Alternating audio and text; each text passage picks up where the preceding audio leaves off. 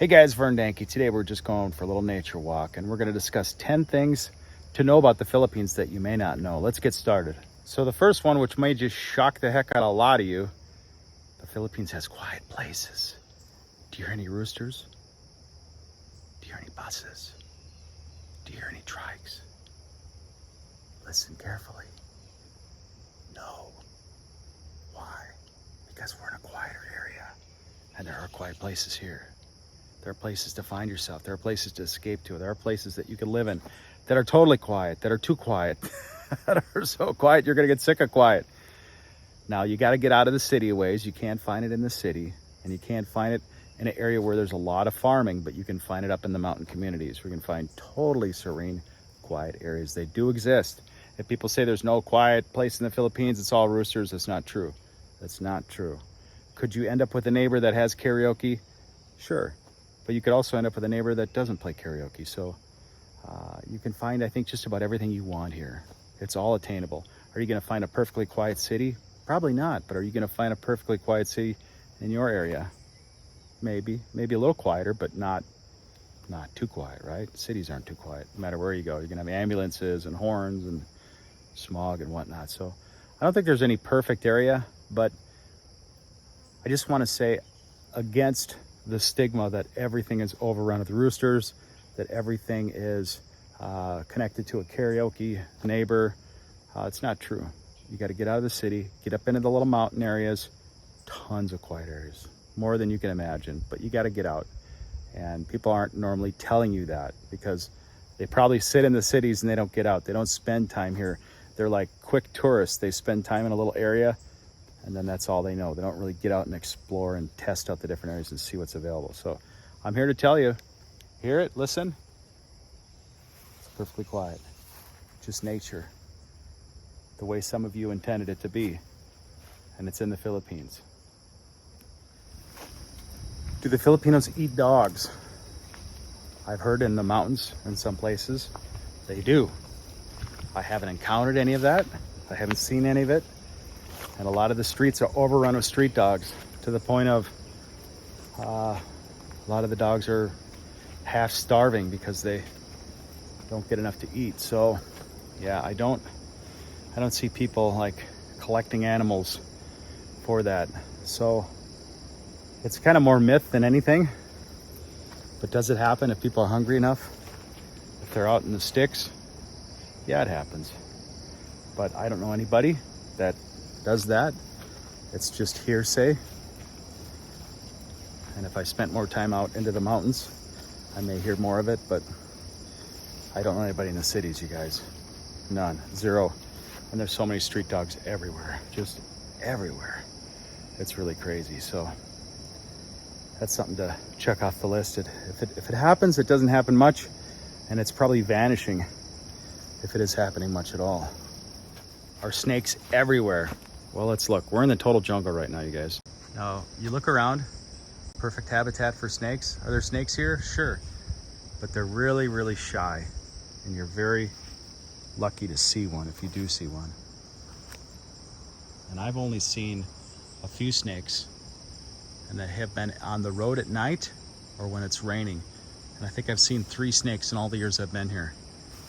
Are they here? They're here, but boy, I don't see very many of them. So you got to know how to find them. Strange, because I would have considered that the Filipinos would be really worried about snakes and wearing long pants and stuff, but I don't see that. I don't see people hitting the ground before they walk. They walk like there's no snakes here. And for some reason, somehow, I never hear of a problem. People do get bit, I hear, but it's usually working in the rice fields, in the water.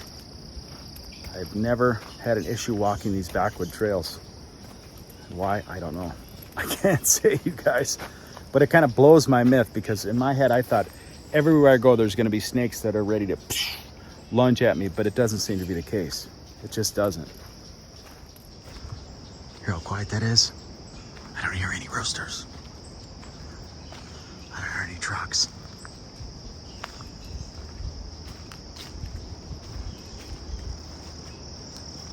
You can live this quiet, this isolated if you want to. It's not that far from town either. So one of the questions is the Philippines really dangerous? Do I need to have a bodyguard with me every place I go? Like now I'm walking into the jungle and I'm walking alone. Now, to say that every place is perfectly safe is not accurate, but there are safer areas, there are very safe areas, and there are areas that you just don't go to. Now, I will say that there probably aren't a lot of not go-to areas. There are some, and every area on every island probably has a few places that you probably wouldn't go. Have I ever felt unsafe walking? Never. I've always had like kind of a self-protecting type of self-preservation mode when I go hiking and just kind of be really careful. But then I've always found that it's been too strong for the situations that I've been to. Like I've been worried too much, more than I needed to. Like I've had so much media fear in my brain of, oh, don't go there, or this is going to be a bad place. And what I've tend to find is I've had way better experiences than I ever imagined, and the fears were so much more portrayed than really what they were. And that was the shocker for me in traveling the last couple of years. That's really been the main theme. I'd be all concerned about going somewhere, and I'd go there, I'm like, what was that all about? And that's been the main operating system for my brain now. It's like worry, worry, worry, get there. Why did I worry so much? And that's really too bad, because it took away a lot of the joy of the experience. So, you know, it's best to just talk to a local and ask them, is this area safe? Should I worry about this? And most times they'll say no, or they'll give you an idea of an area that they feel afraid to go to, but maybe it's like generational. Like they had a cousin that went there 10 years ago and they had a bad experience. So now all the people in that family think that whole area is bad, and none of them have been there, but yet, oh, well, you know, maybe you shouldn't go there. And I've had some of that where, for example, just to go down to Mindanao, where they thought, oh no, the whole place is bad, but that really wasn't the case. Hello? And so there are bad places where a foreigner shouldn't go in Mindanao, but all of Mindanao isn't bad. You know, there's places where people just want to be left alone, and you honor that, and you give them that. Let them have their space to do whatever they're going to do. And that's anywhere. You find that in the USA. You find groups of people, they want to be left alone. They want to do their own thing. You just leave them alone and avoid that place like the plague. So that's about it. Every place is unique. And the world's never been a perfectly safe place. Let's just put that out there. Our ancestors built places high up on hills and cliffs with walls so that they could stay safe. So to think that the world has ever been a safe place with no issues, with people that weren't like going to cause problems or start stuff, it's never been the case. It's always been an issue. So to find a perfectly safe place where nobody's going to mess with you, good luck. Good luck. You know, I discovered a long time ago, you could go into the middle of Alaska, out onto the tundra, and somehow, some way, somebody's going to basically get into your business and make you have to do something that you didn't want to get involved with or be a part of, or something. Something would happen, no matter how isolated or alone that you'd want to get. Somebody would bring you into their thing. So, no, it's just human nature, I think. So one of the other things that some people tend to think that Filipino food is not flavorful. Well, it depends who cooked it, right? I mean, you could have adobo made many, many, many different ways, flavored many different ways. Everybody has their own version of an adobo. So it just depends who's cooking it. Are you buying food from a stall where they're trying to save as much money as possible and they're not really as worried about flavor? They just want to produce an edible meal just to get it sold? It just depends on where you go. If you go to a place that specializes in bringing out the flavors of the community of the area, yeah, you can get some amazing foods. But are you expecting really high-end food for little money?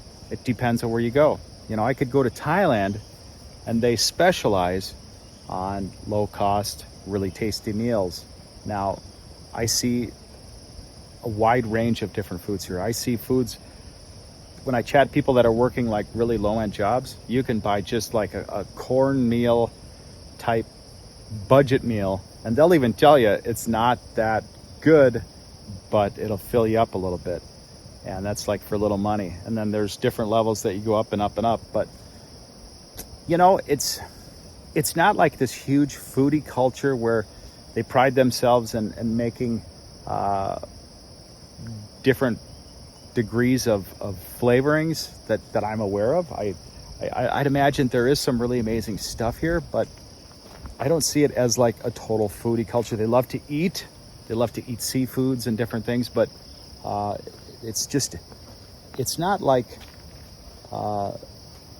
their culture has been passed down for thousands of years to make the same thing. A lot of it has to do with economics. So they try to make a tasty meal within a budget, and that's not always easy to do. And I'm not sure a lot of people are really aware of all the different flavorings and herbs and stuff to flavor things. So it just depends. It depends how simple they are, how much they know, or how much they've been trained in cooking through like a cooking school. One thing I discovered over time that I kind of had to learn too was not all Filipinos are poor. There's some money here. There's some big money in the Philippines. And there's people that live here that do real well. They do really well. And that's something that you don't really hear about. You don't see it broadcasted. You hear about like the really, really elite people, and then they talk about the really poor, but they don't really talk about people that are kind of in the middle or just below the really rich people. There's some money on these islands. Now, when I was living in the US, I was really into the Jeeps. Now, a Jeep here that's maybe 3 to 4 years old is going to cost you used about $20,000 to $50,000. And I see a lot of those running around here, and I'm thinking, man, where's all that money coming from? I don't see them on the lots for sale that are used that the people can't make the payments, and there's a whole lot of them here. There's a whole lot of really high dollar vehicles all over the Philippines that people are driving. Now, could they be on loan? Maybe some, but to say that there's no money here, I don't believe that. I think there are a lot of businesses that do really well, but maybe the employees that they have probably don't make a real high wage. But to say that all Filipinos are poor, no, that's not true at all. So there's opportunity here. There's opportunity for somebody that has the gumption to have their own business. That's really how you pull out of poverty here.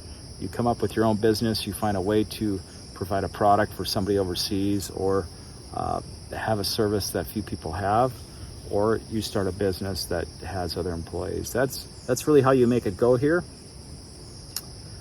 It's really about the skills that you have and what ability you can put those to work with here in the Philippines.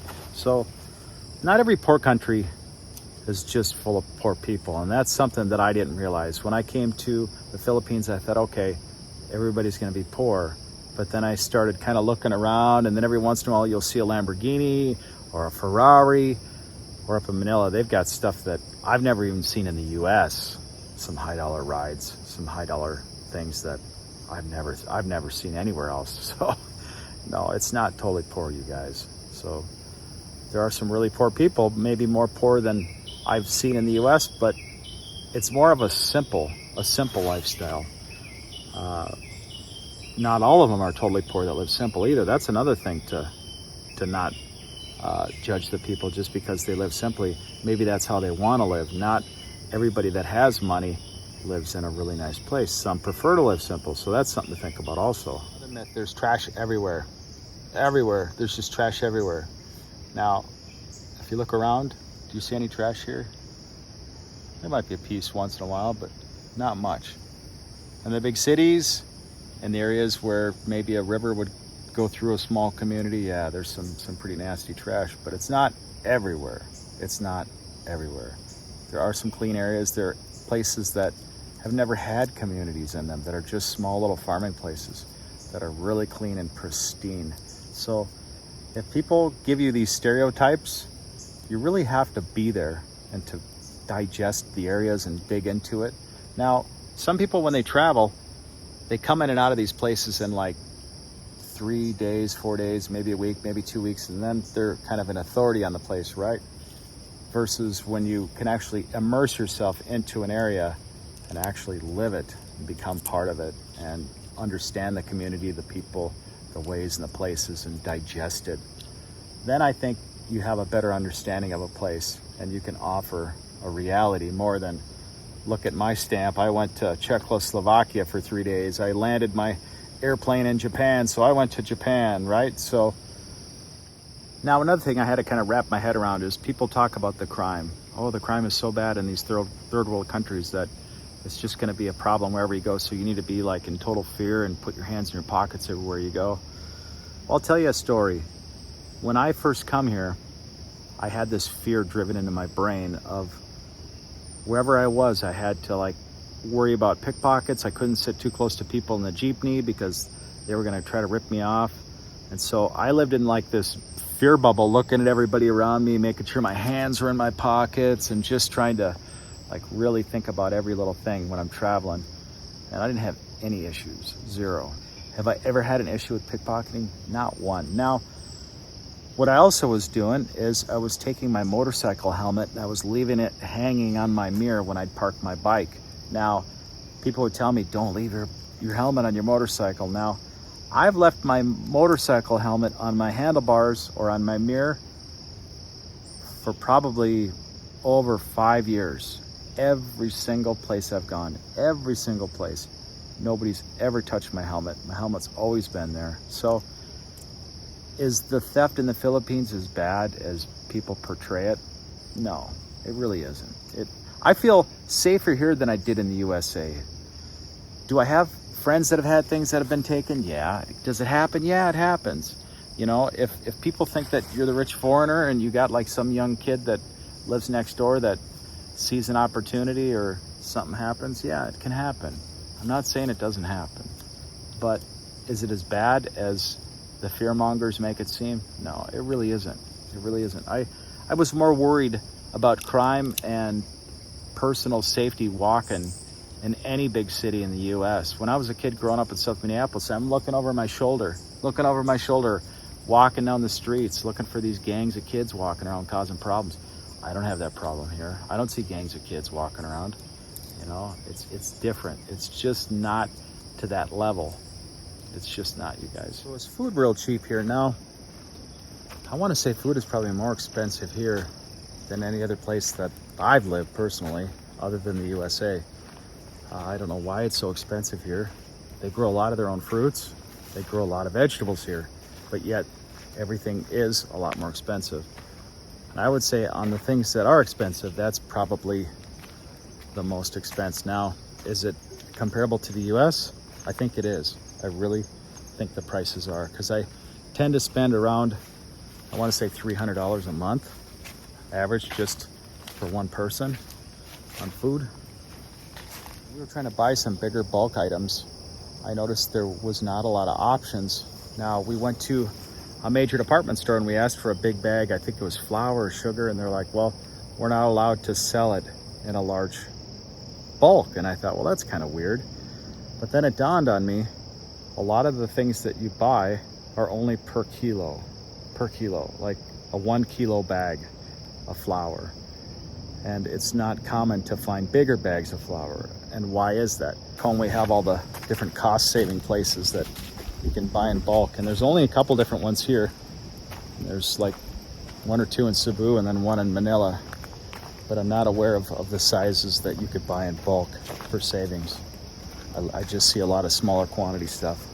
I tend to find that the Filipino people are more accepting and tolerant of differences. If you're an older gentleman and you wanted to date a younger lady, they don't have a problem with that.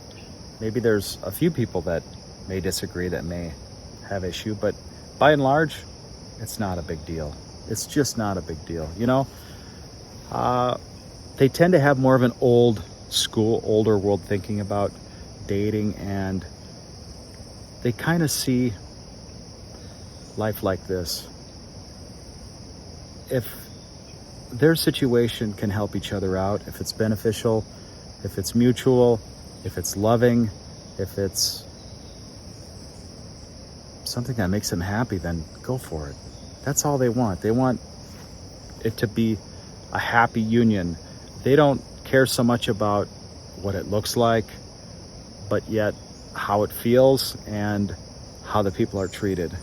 You know, and that's very different from when I grew up. People are so judgmental. They have this vision, this fantasy, this ridiculous ideal of how love's supposed to look and how it's supposed to be and who's supposed to be with whom.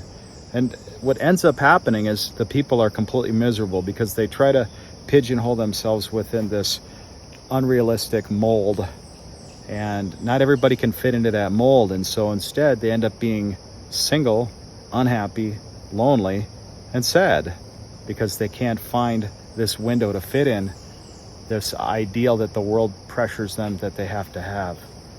But if they expanded their parameters, maybe they could find an option for them, for their life, for their happiness. And they allow that here. And it's amazing.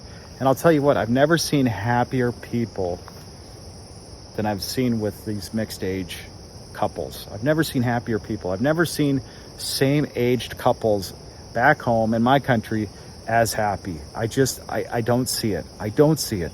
It's not something that lasts. And part of it, I think, is the difference dynamic. There's always difference. It's not like, oh, I know that. Oh, we did that. Yeah, I understand exactly how that went. There's not this familiarity. There's not a familiarity that both people know and understand everything. Instead, there's a complete difference between the two. And I think it's those differences that make it interesting, that make it enjoyable, that make it a challenge. Appreciate and respect that they have that. I really do. And if we had that in my country, again, like we used to have it, it used to be that way for the people that just do not know their history. If you look back 100 years ago, having different age gap relationships was not an issue. It was all about what makes you happy, what is an asset for those two people to come together. Whatever it is, it could be security, could be relationship, could be whatever, but it wasn't micromanaged by society, which is completely ridiculous. It's completely ridiculous. It's none of society's damn business, in my honest opinion, how to tell two adults how they need to live their life. That's none of their business because they had their own choices. Let those other people have their own choices. That's their freedom. That's their adult choice. Otherwise, why have adulthood, right? Real fired up about that. When I start thinking about that, you know, when somebody becomes of age, we give them their freedom. We give them their freedom. We don't give them their freedom so we can control them through manipulation. We don't give them their freedom so we can micromanage every aspect of their life through guilt, through shame, through pain, through all this other garbage that society tends to throw at people. We give them their freedom to choose what they want for their life. And we need to honor and respect that as humans and give those people their respect. So that's about all I got about that, you guys. I thought about that for years and years and years, and how society used to be different. It used to be more tolerant. It used to be more flexible. But for some reason, we've changed into this micromanaging type society. Then it doesn't work. There's more unhappy people now than there've ever been. Hello, Paul. Hello. I start thinking about dating back home and how extremely difficult it was trying to fit these windows and parameters that were set for me to work within. And if I didn't meet this, there would be the backlash. Oh, you're not within this parameter or this window. And I think it's so what? So what? Do we have something in common? Could we meet together? Or are you worried about how the world thinks and judges you? Is that how it works? And apparently that's how it works now. And when you can step outside of that and experience what it's like to not have all that ridiculous crap, it's amazing.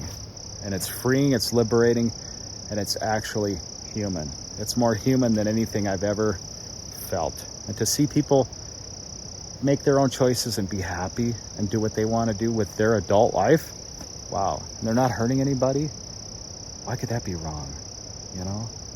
Anyway, now I'm all fired up. That's all I got today, you guys. I was thinking about 10 things that may benefit you guys, and I needed to make a video. I've been so busy working on this business. My mind's just not even been into making videos. So I kind of tunnel vision when I get really serious about stuff. And so today I said, I gotta go work on a video, and that's what I did. So hopefully you find this interesting and you get something out of it. Maybe you can share it, throw me a like, boop the like button, as they say, and we'll keep the party rolling. All right, guys, gotta go. Thank you. Hear that? It's quiet. roosters. Can you believe it? Believe it. Hey, Vern.